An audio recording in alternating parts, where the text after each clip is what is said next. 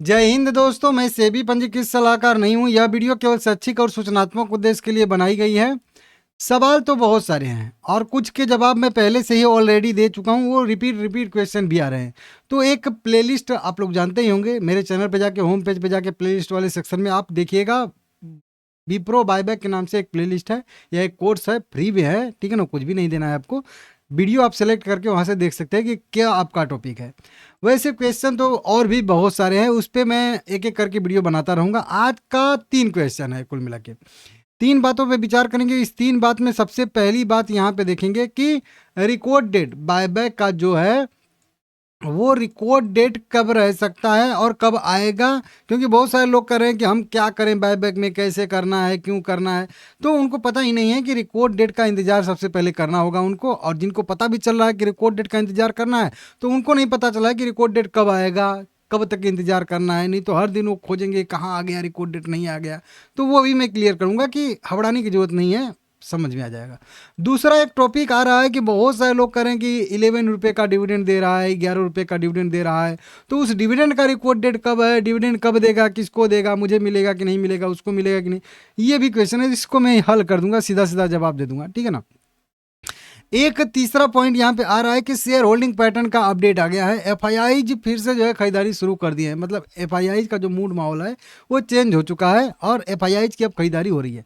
हम लोग stock market में सुनते हैं कि हर दिन प्रतिदिन 4,000 करोड़ रुपया का, 3,000 करोड़ रुपया का एफआईआईज ने सेलिंग कर दिया। लेकिन विप्रो में एफआईआईज की होल्डिंग बढ़ रही है। मतलब विप्रो पसंद आ रहा है एफआईआईज को, ठीक है ना। ये बढ़िया है और अभी बायबैक के बाद तो हो सकता है कि और पसंद आए, ठीक है ना।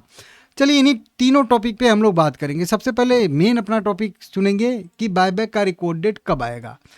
तो देखिए रिकॉर्ड डेट कब आएगा, तो इसमें टाइम लगता है। आप कहते हो ना कि बायबैक में हम कैसे शेयर दें, तो अभी कैसे शेयर देने के लिए अभी टाइम लगेगा।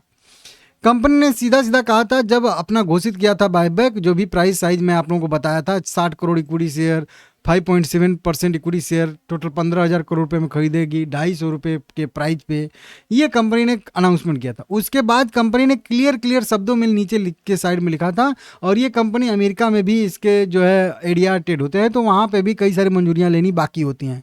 तो दोनों जगह पे साथ साथ होगा, क्योंकि विप्रो में भी ऐसा ही हुआ था। यहाँ पे वहाँ पे दोनों जगह पे record date ex date same रहता है, ठीक है ना।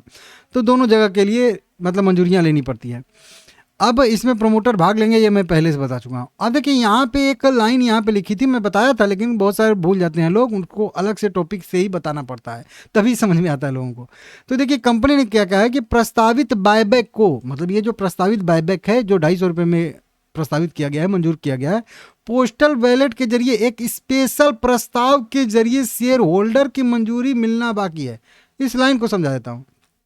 जो बायबैक बोर्ड ने अप्रूव कर दिया है ना, बोर्ड ने अप्रूव किया, लेकिन हम भी उसके शेयर होल्डर हैं, हम भी मालिक हैं। आपके पास 10,000 रुपये के शेयर है, 1 लाख रुपये के शेयर है, 2 लाख रुपये के, 10 लाख के, जितने के भी शेयर है ना, आप उतने हिस्सेदारी के आप भी मालिक हो, कंपनी के पार्टनर हो आप।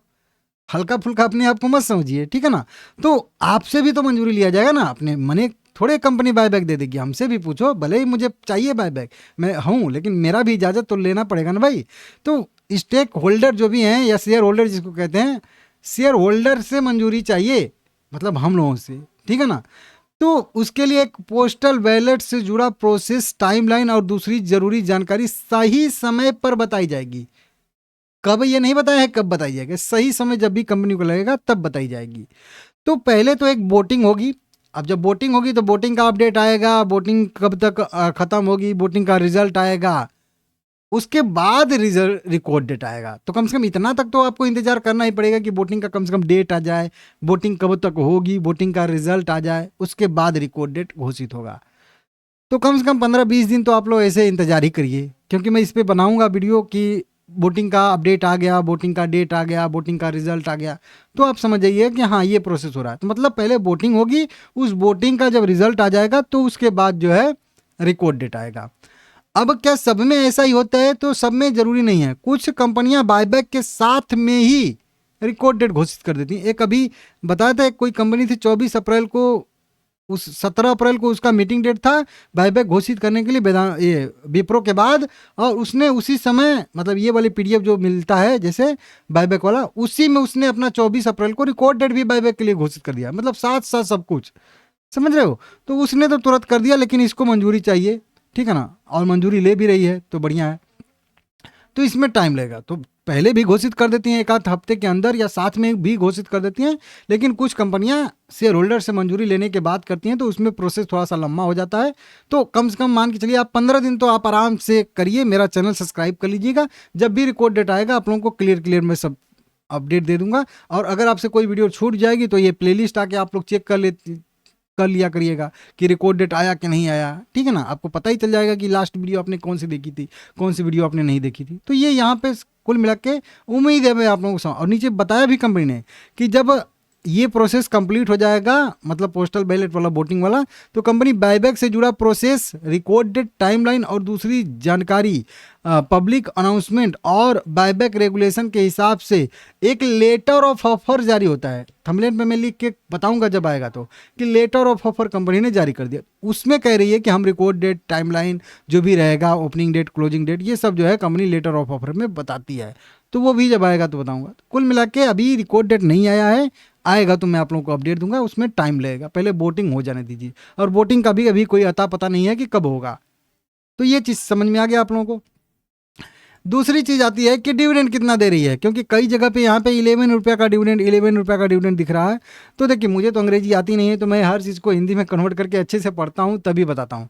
मैं रिजल्ट वाली वीडियो बनाया था, उसमें कहीं पर भी मैंने नहीं बोला था कि डिविडेंड दे रही है, लेकिन बहुत सारे लोग थंबनेल पे भी लिखे थे कि डिविडेंड दे रही है, और मतलब वैसे भी बताए हैं कि 11 रुपये का डिविडेंड दे रही है। तो आप लोगों को बता दूं कि जब मीटिंग डेट अनाउंस हुआ था तभी मैं वीडियो बनाया था और बताया था कि 2 चीज़ों के लिए मीटिंग तय की गई है, ठीक है ना। पहले तो एक रिजल्ट के लिए ही केवल मीटिंग डेट रखी गई थी, तब उसमें बायबैक नहीं अनाउंसमेंट था।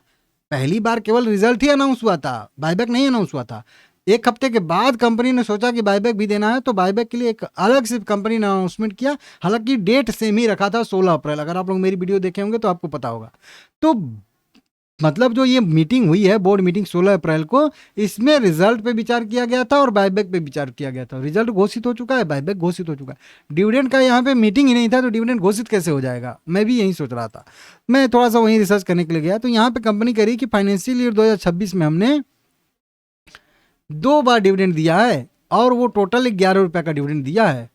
तो ये कंपनी कह रही है कि पीछे हम लोगों ने इतना डिविडेंड दिया है, 11 रुपये का डिविडेंड दे रही है। ये मतलब ये नहीं है कि नहीं आपको 11 रुपये का डिविडेंड मिल जाएगा। डिविडेंड मिल चुका है 2 बार 11 रुपये का। वो कैसे, देखिए इसको यहाँ पे देखेंगे तो समझ में आएगा। और वहीं चीज़ वहाँ पे एक बार कंपनी ने 5 रुपये का डिविडेंड दिया था और एक बार 6 रुपये का डिविडेंड दिया था, समझ रहे हो। तो 2 डिविडेंड कंपनी 11 रुपये का दे चुकी है और उसी को लिख रही है कि फाइनेंशियल ईयर 2026 में हमने 2 डिविडेंड यहाँ पे दिया है। समझ रहे हो आप लोग। और आपको लग रहा है कि कंपनी कह रही है कि अभी डिविडेंड 11 रुपये के दे रहे हैं, क्योंकि फाइनेंशियल ईयर की बात हो रही है। जुलाई में दिया था 5 रुपये का डिविडेंड और जनवरी में दिया था 2026 में 6 रुपये का डिविडेंड। अब अगर डिविडेंड देती भी है तो ये फाइनेंशियल ईयर 2027 में काउंट होगा, लेकिन अभी दे नहीं रही है। तो कुल मिला के डिविडेंड नहीं दे रही है भाई, दे चुकी है। जिनको मिलना था उनको मिल चुका है। रिकॉर्ड डेट की बात करेंगे तो एक 28 जुलाई 2025 था, एक 27 जनवरी 2025 था। बताया था तो था आप लोगों को, आप लोग वीडियो नहीं देखे होंगे, ठीक है ना। तो ये चीज़ तो डिविडेंड नहीं दे रही है, बायबैक की दे रही है, ठीक है। अब इसके बाद एक और कौन सा टॉपिक था, शेयर होल्डिंग पैटर्न वाला। हाँ, यहाँ पे शेयर होल्डिंग पैटर्न में बदलाव देखने के लिए मिला। हर क्वार्टर जब एंड होता है तो कंपनियों को अपना शेयर होल्डिंग पैटर्न का अपडेट देना ही पड़ता है। मार्च वाले क्वार्टर का, जनवरी वाले, जून वाले क्वार्टर का, सितंबर वाले, दिसंबर वाले, सबका। तो अभी मार्च क्वार्टर बीता है हम लोगों का, तो मार्च का अपडेट आ गया है। देखिए, प्रमोटर की होल्डिंग तो जस की तस बनी हुई है 72.5% के आसपास, तो वो तो उतने के उतने हैं ही। चेंज हुआ है एफआईआईज की होल्डिंग में। एफआईआईज की होल्डिंग पहले कितनी थी, तो 8.22% पहले एफआईआईज की होल्डिंग थी, ठीक है ना। अब यहाँ से बढ़ के कितना हो चुकी है, तो ये हो गई है 10.8% के आसपास होल्डिंग यहाँ पे हो चुकी है।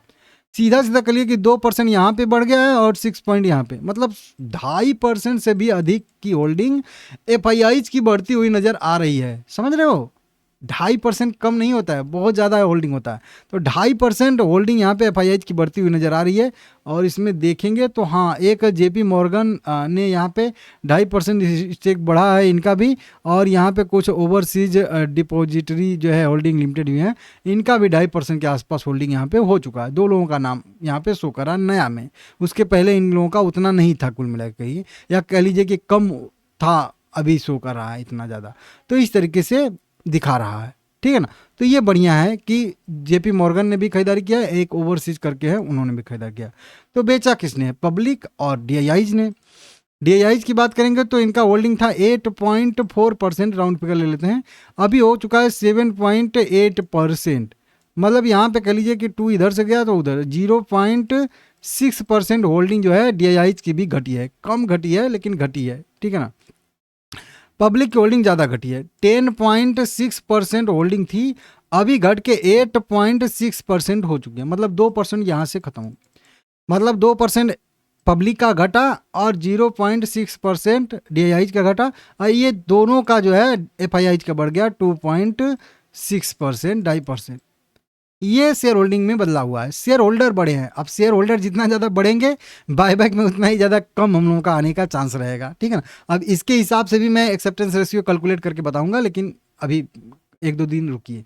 अभी देखिए 24,42,000 इनके शेयर होल्डर टोटल थे, अब कितने हो गए हैं?